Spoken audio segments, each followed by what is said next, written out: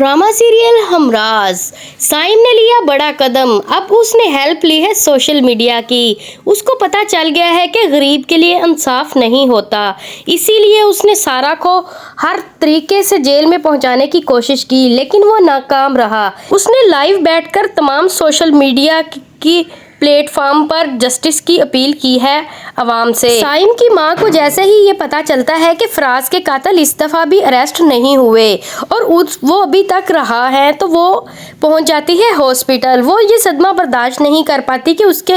बेटे के कातिल बाहर आवारा घूम रहे हैं, लेकिन उसको तो पता ही नहीं है जिन कातिलों को वो पकड़वाने की कोशिश कर रहे हैं असल में वो कातिल नहीं है, बल्कि वो तो मजलूम है। बल्कि वो अपनी माँ से ये वादा भी कर लेता है कि अगर वो अरेस्ट नहीं हुए तो मैं उनको ऐसे ही मियाँ बीवी को मारूंगा जिस तरह उन्होंने फराज को मारा था। इधर बहुत परेशान है सारा, अपने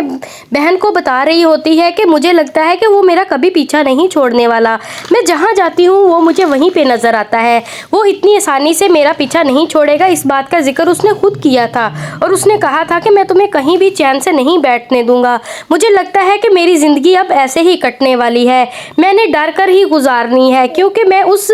गलती की सजा भुगत रही हूँ जो मैंने की ही नहीं है। लेकिन सारा की फैमिली उसे बहुत सपोर्ट करती है और उसे समझाती है कि तुम्हें परेशान होने की कोई जरूरत नहीं है। इधर अहमर भी उलझ जाता है जब साइम उनके घर पर आता है धमकियां लगाने के लिए। जब उसका बाप उसे कहता है तो वो कहता है मुझे धमकाने की जरूरत नहीं है, मैं सर पर कफन बांध कर आया हूँ और आपकी बेटी को तो अरेस्ट करवा के रहूंगा और सारा तुम्हारा काउंटडाउन शुरू हो चुका है। वो जैसे ही ये बात करता है तो जोरदार थप्पड़ उसके मुंह पर सारा का बाप मार देता है और उसे कहता है किस बात का तुम कह रहे हो, काउंटडाउन स्टार्ट होने वाला है, निकल जाओ मेरे घर से और दोबारा मुझे यहाँ कभी भी नजर नहीं आना, नहीं तो मैं तुम्हें ऐसी जेल की हवा लगवाऊंगा कि सारी जिंदगी याद रखोगे। साइम के पागलपन की वजह से तो सारे ही परेशान होकर रह गए हैं। अहमर की माँ भी उसे रोकने की कोशिश करती है कि तुम्हें उस साइम के मुंह लगने की कोई जरूरत नहीं है क्योंकि इस जैसे इंसान बहुत खतरनाक होते हैं और तुम मेरे इकलौते बेटे हो, मैं नहीं चाहती कि तुम किसी मुसीबत में फंस जाओ।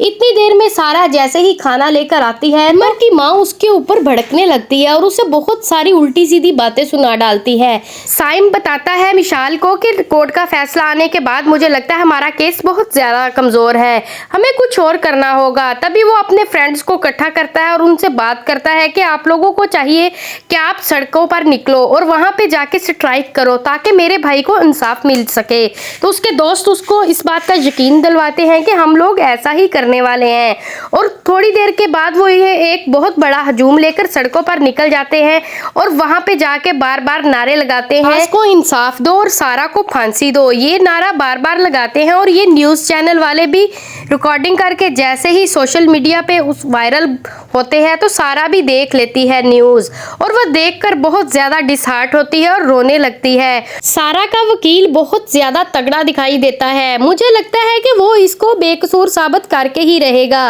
लेकिन जब ये बात सोशल मीडिया पर चली गई है तो अब देखते हैं कि वो इसको क्या रंग ढंग देने वाले हैं क्योंकि सोशल मीडिया पे जो भी बात जाती है वो किसी न किसी अंजाम तक तो पहुंच कर ही रहती है। हो सकता है कि सारा को खुद ब खुद ही इंसाफ मिल जाए और कोई ऐसी कड़ी उनके हाथ लग जाए जिससे फराज के कातिल का नुमाया पता लगाया जा सके।